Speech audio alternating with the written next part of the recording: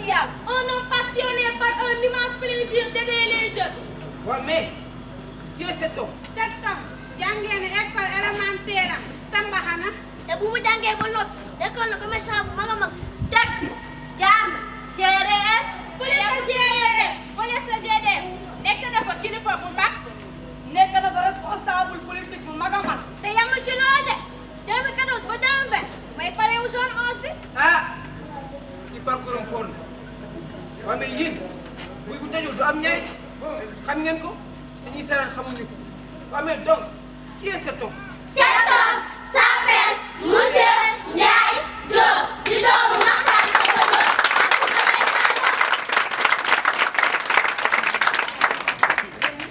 Cet homme s'appelle Monsieur Ndiaye Diop di doomu Matar Seko Diop ak Coumba Yel Diallo. waaw xanaa neex. waaw moom sax Monsieur Ndiaye Diop fu mu xew. déedéet Monsieur Ndiaye Diop xewlewul de waa zone 11 ñoo koy delloo njukkal te Alam Ndiaye nee na dëkk si dëkk bi boole kaa defal dëkk bi tonton Ndiaye Diop mii ku ko xool xam ne dëkk bi si dëkk bi boole kaa defal dëkk bi kon nag defaral sa toogaay ñooñu ñoo sa kaw. bu ne ma coowul bu ne ma coowul xam naa ku jël nga doon tonton Ndiaye Diop naa sa yaay ju baax. Donc vous êtes parrain de la zone 11. Aujourd'hui vous avez mené des activités, notamment dans le cadre de la sensibilisation contre la Covid. Revenir un peu sur ce qui vous a motivé à organiser cela. Oui, bon, ce qui nous a motivés, c'est d'abord nous sommes membres de la zone. Moi je suis le trésorier de la zone. Avant que je sois parrain, je savais les difficultés qu'on rencontrait pour avoir un parrain. À chaque fois on avait des problèmes, on faisait le tour des villes, que ce soit Saint-Louis, que ce soit Dakar, pour chercher des parrains. Et à chaque fois, on nous donnait un jeu de maillot, 2 jeux de maillot, alors qu'eux, ils vendaient leur image. Alors je me suis dit, moi j'ai une relation, je vais l'exploiter pour ma zone. C'est pour cela, c'est pas des moyens que Ndiaye Diop sort directement, mais j'ai des partenaires, j'ai des amis, dont chacun sort ce qu'il a. Tu vois un transporteur, il te dit c'est moi qui prends le transport, ainsi de suite, ainsi de suite. Tu vois un Peul qui te dit c'est moi qui va donner le bœuf. Donc là, c'est sûr que le parrainage ne sera pas si lourd, quoi. Donc c'est ce qui m'a poussé à chaque année de répéter à parrainer cette zone dont je suis né dans cette, dont je fais partie des membres fondateurs de cette zone. Vous-même, vous le savez, nous sommes la 11e zone de l'ODCAV de Saint-Louis, mais à chaque fois nous organisons une finale, bon, je ne veux pas dire pas comme les autres, mais une très grande finale. Bon, pour cette année, c'est des navétanes Covid-19, parce qu'il y a la pandémie et on est obligé de vivre avec. Ce qui nous a poussé à le faire, c'est de faire des sensibilisations, d'appeler les gens à vivre avec la maladie. Donc ce n'est pas la peine d'avoir peur de la maladie. Il suffit de la connaître pour pouvoir éviter certaines choses. Vous avez été séduit par les enfants? Très séduit. Vous savez, moi je suis né dans ce village. Je suis né dans ce village. Mon père est natif de ce village. Ce que les enfants ont fait, ça m'a rafraîchi la mémoire. Oui, ça m'a rafraîchi la mémoire. Parce que à Ndiodoun, que ce soit le chef du village, que ce soit Ousseynou Diop, les Yassine, tout ça, nous sommes tous des parents. C'est ça qui m'a fait pleurer lorsque même les gosses faisaient le truc. Et je vais tisser une relation avec eux. Je vais les sensibiliser moi aussi de mon côté. Je vais les aider à réussir s'ils sont dans les études. Et vraiment, nous sommes très satisfaits aujourd'hui. Très sincèrement, nous sommes satisfaits. Vous aussi, on vous remercie. Parce que sans vous, ce que nous faisons ne se connaîtra pas. Voilà. Donc, au niveau de la zone maintenant, quelles doivent être les priorités, notamment le problème des routes, pour mieux organiser la zone? Bon, vous savez, la zone, moi, j'aime pas souvent parler de zone parce que nous sommes dans une commune. C'est un peu large. Quand tu parles de zone, mais peut-être avec la zone 11, je peux me permettre de parler des villages qui polarisent la zone 11. Vous savez, ici, il y a les GDS comme entreprise, mais aussi les GDS, d'accord, ils font des choses, mais il y a des trucs qui restent. Ça reste parce que avec la commune, on pouvait faire beaucoup de choses. Oui, parce qu'il y a les entreprises qui sont dans la zone, mais l'appui qu'il fallait, ça reste. Parce qu'on ne peut pas, à longueur d'année, faire revenir les mêmes doléances. Que ce soit des routes, que ce soit des aménagements. Il y a des terres qui dorment ici. Il y a des milliards qui dorment ici. Pourquoi on ne peut pas nous aider à faire un aménagement? Il y a un terrain qui polarise les 3 villages, que ce soit Mberigo, Mbakhana ou Ndioudou. Mais c'est des exploitations privées. Tu fais 3 mois, 4 mois, 5 mois, tu ne peux pas sortir 20 sacs de riz ou 25 sacs de riz. Donc vous lancez un appel? On lance un appel à l'État. Nous savons que nous pouvons développer notre zone. Avec l'appui de l'État, on peut développer la zone facilement. Et ça va aider l'État. Parce qu'il y a les GDS, d'accord, mais la plus grande partie des travailleurs des GDS, c'est des saisonniers. Ils peuvent rester 5 à 6 mois sans rien faire. Donc ça va nous permettre de les contenir dans les champs, dans les rizicultures. Si tu vas de l'autre côté aussi, que ce soit Ngaï, Chila ou Mengue, là-bas aussi il y a des rizicultures qu'on peut exploiter. Mais malheureusement, ce sont les Occidentaux qui viennent, qui exploitent, qui prennent les gens comme des manœuvres. Mais après, c'est difficile quoi. Di wone suñu mbégte ci bisu tay bi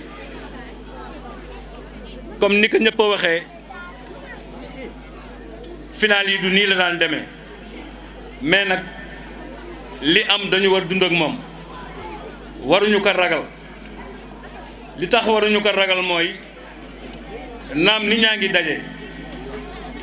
daje te duñu respecté mesures yi kon suñu amee daje bu mel nii respecté loo nit ñi mesures dañuy won nit ñi seen sens de responsabilité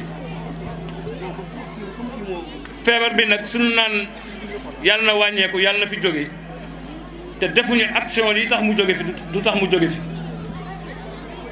kon lii ñu def nii balaa muy am sens buñ fi jógee ku ñu gisati ngay takk sa masque ku ñu gisati ngay raxasu ak saabu ku ñu gisati ngay moytu mbooloo si la li ñuy def nii si lay amee sens si li xale yi wax aussi si lay amee sens ndax xale yi wax nañ fi wax yu daw yaram xam nga message bu ko xale dee jàllale ak bu ko mag dee jàllale du bokk xale bi bu ko dee jàllale dafa lay laal bu baax parce que da ngay sentir ni xale bi am na xalaat bu rafet boo xam ne bii xëy na mag bee ko waroon am xale yi nag def nañ fi lu daw yaram loo xam ne lii vraiment kenn mënu ko mesurer man de mënuma ko mesurer di leen ñaanal ñoom yàlla nañu réussir ci seen àdduna xale yi maa ngi leen di ñaanal yàlla na ngeen réussir tey dawloo ngeen fi yaram yi di leen wax tamit incha allah dinaa leen delloo njukkal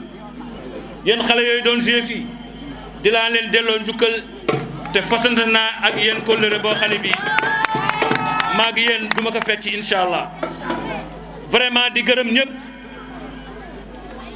fi may commencé ngërëm bi mooy dëkku Ndiawdoune bii Ndiawdoune nag fi laa bokk parce que sama papa fii la dëkk li ñu delloo Mbarigo mooy que suñu papa dafa génn àdduna suñu yaay dëkk Mbarigo loolu moo ñu delloo Mbarigo mais bu doon dund day fekk ñoo ngi nekk Ndiawdoune fii waa Ndiawdoune aussi xam nañu loolu te ña ngi koy doxal Yacine Sow maa ngi lay gërëm bu baax yaa ak sa équipe ndax nit ki su demee ba nga wóolu ko ba gën ko wóolu sax boo doon def mbir mi sa kër gàcce ngaalaama yow ak Ousseynou Diop gàcce ngaalaama yéen vraiment jàpp ngeen ci bés bi wane ngeen ni bés bi yéen a ko moom man nag damay wax ni gëmuma frontière village yi amul frontière nun ñëpp benn lañu nun ñëpp ñoo war joxante loxo bokk ndey bokk baay ndax adduna yàggul ku ne sa dunda da ngay fexe nga meublé ko ci lu baax ku ne bu ko defee waat naa ci yàlla yu bare problème yu bare ci adduna bi day jeex problème yi am yëpp nun noo koy indi di noonoo ci yoo xam ne jaru ko nan leen joxante loxo ñu développé suñu zone ñu développé suñu commune ñu développé Sénégal maa ngi dellu di gërëm bu baax la zone 11 malgré que membre laa ci mais vraiment gàcce ngaalaama yéen ku ñëw zone 11 doo xamee kan mooy président kan mooy trésorier kan mooy ñun ñëpp ñoo bokk ndey ñoo bokk baay ñun ñëpp li ñuy def dañ koy rafetlu presse bi amuñu seen pay parce que li ñuy def bu dul woon yéen du feeñ fenn te boobaak léegi yéen a ngi ñu accompagner ci action yi ñuy def yëpp yéen tamit gàcce ngaalaama comme ni ma koy waxee rek presse Saint-Louisienne li ma ci neex mooy que ñoom ñëpp ñoo bokk ndey ñoo bokk bàyyi soo leen gisee doo xàmmee kii fii la bokk wala fee la bokk noonu la l'union fait la force continuer leen ci loolu di gërëm aussi mouvement bi nga xam ne bii ñoom ñoo may dooleel dañuy def seen moyen di def seen xalaat guddi ak bëccëg ñoom aussi gàcce ngaalaama di gërëm aussi ñëpp ñoo xam ne ñii maa ngi ñoom ñooy liggéey te ñu wuy suñu tey parce que ñooñu duma leen lim waaye ku may gis souvent daa ma gis ak ñoom nun noo bokk lépp pourquoi parce que nun ñëpp ay hommes de développement la ñu gëm di gërëm aussi OGF yi seen taxawaay rafet na ano moo daal kontaan nañu di ñaan yàlla aussi bu ngeen fi jógee waaye nañu dimbalante nu jàppalante mbas mi dellu gannaaw mbas mi nag mënul dellu gannaaw lu dul ku ne si ñun dafa am ay action yu muy def action yooyu ñuy def ku ñu gisati nay takk masque di leen takk masque yi parce que loolu defalu leen ko kenn d'abord seen bopp ngeen ko defal ba pare ngeen def kaak ñeneen ñi ngeen dëkkandoo kon daal vraiment wax yi wanoon na gën bare mais dafa guddi vraiment sant nañu ñëpp gërëm ñëmu ñëpp asalaamaaleykum wa rahmatullah. bu ne ma coowul xam naa ku jël